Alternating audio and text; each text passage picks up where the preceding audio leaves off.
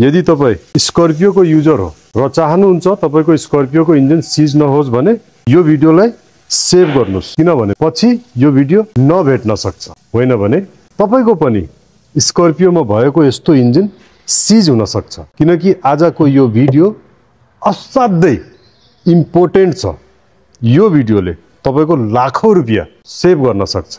Customer concern म चाहिँ तपाईको फलोवर हो र मैले तपाईको त्यो भिडियो पनि हेरेको छु जुन भिडियोमा तपाईले भनिराख्नु भएको छ ड्राइभरले एभ्री 3 मिनेटमा क्लस्टर चाहिँ वाच गर्नुपर्छ, जसले कुनै पनि आउन सक्ने प्रब्लमलाई अभोइड गर्न सक्छ। तर मेरो गाडीमा मैले एभ्री 3 देखि 5 मिनेटमा क्लस्टर हेर्दै पनि मेरो गाडी कसरी इन्जिन सिज भयो, कुनै पनि वार्निङ लाइट आएन, तर पनि मेरो इन्जिन कसरी सिज भयो। त्यसैलाई आज हामी यसमा चेक जाँच गर्ने छौं र मेन यसको रुट कज के हो त्यो पत्ता लगाउने छौं। अब यो इन्जिन सिज हुनुमा कसको गल्ती छ? ड्राइभरको छ कि गाडीको कुनै कम्पोनेन्ट फेलियर हो कि इन्जिन ओइलको हो कि कुलेन्टको हो कि टेम्परेचर हो कि सबै कुरो हामी यसमा हेर्ने छौं। यही डायग्नोज गर्दाखेरि अगाडि आउने नै छ। जबसम्म त्यो रुट कज हामी थाहा पाउँदैन तबसम्म हामी आफै पनि यो इन्जिन कतिसम्म चल्छ कि चल्दैन हामी भन्नै सक्दैन। त्यसैले गर्दाखेरि कहाँबाट सुरुवात भयो त्यो सुरुवात हामीले थाहा पाउनै पर्छ इन्जिनको रिलायबिलिटी भन्नलाई।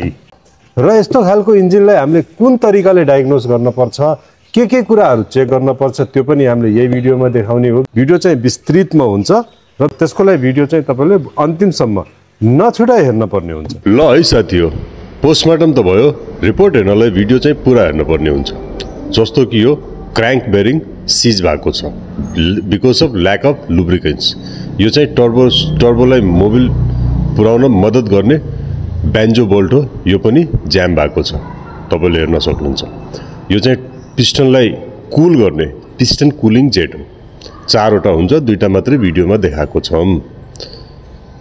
यो चाहिँ चेम्बर भित्र ओइलमा डुबेर ओइल माथि पुर्याउन मद्दत गर्ने ओइल स्टेनर हो, जुन कि 95% ज्याम भएको छ, ओन्ली 5% मात्रै खुल्ला छ।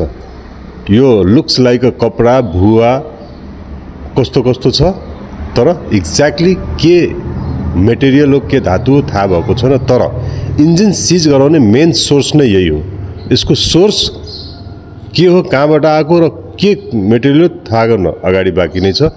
यो चाहिँ कनेक्टिङ रड हो, एक पिस यो पनि फेर्न पर्ने देखिरहेको छ। र यो पनि टर्बोको अर्को बेन्जो बोल्ट हो, यसमा पनि मेल्टेड भएको प्लास्टिक र भुवा जस्तो मेटेरियलहरू देखिएको छ, जुन कि इन्जिन सिज गराउनमा यिनीहरूकै ठुलो हात छ। यो दुईटै बेन्जो बोल्ट जाम भएकोले गर्दाखेरि हाम्रो टर्बो पनि इफेक्ट भएको छ, जसले गर्दा तपाईले हेर्न सक्नुहुन्छ टर्बो पनि फेर्न पर्ने देखिरहेको छ। टर्बो फेर्न पर्छ र ओइल कुलर त हामीले फेर्न पर्ने नै हुन्छ यस्तो अवस्थामा, र ओइल पम्प पनि फेर्न पर्छ। लास्टमा अब हामीले ओइल फिल्टर पनि जाँच गर्नै पर्छ। यो जाँच नगरिकन जाँच पुरा नै हुँदैन कुनै पनि गाडीको इन्जिन सम्बन्धी।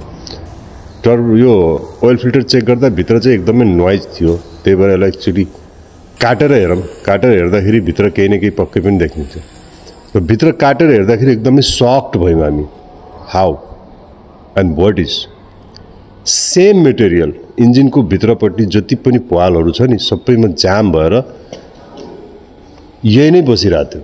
यो भनेको हाम्रो फिल्टरभित्र हुने मेटेरियल हो, एलिमेन्ट हो।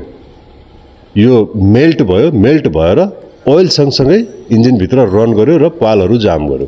हो यही कारणले गर्दाखेरि ओइलको वार्निङ लाइट बलेन, किनकि वार्निङ लाइट बल्नलाई त ओइल स्टप हुनु पर्यो, रन गर्नु भएन, अनि बल्ल वार्निङ लाइट जल्नु पर्यो।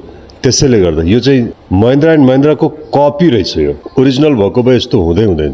त्यसले गर्दाखेरि trusted mechanic, trusted place, trusted ठाउँमा मात्रै सर्भिस गराउनु पर्छ। 2 पैसाको मुख हेरेर लाखौं रुपैयाँ बर्बाद हुन्छ।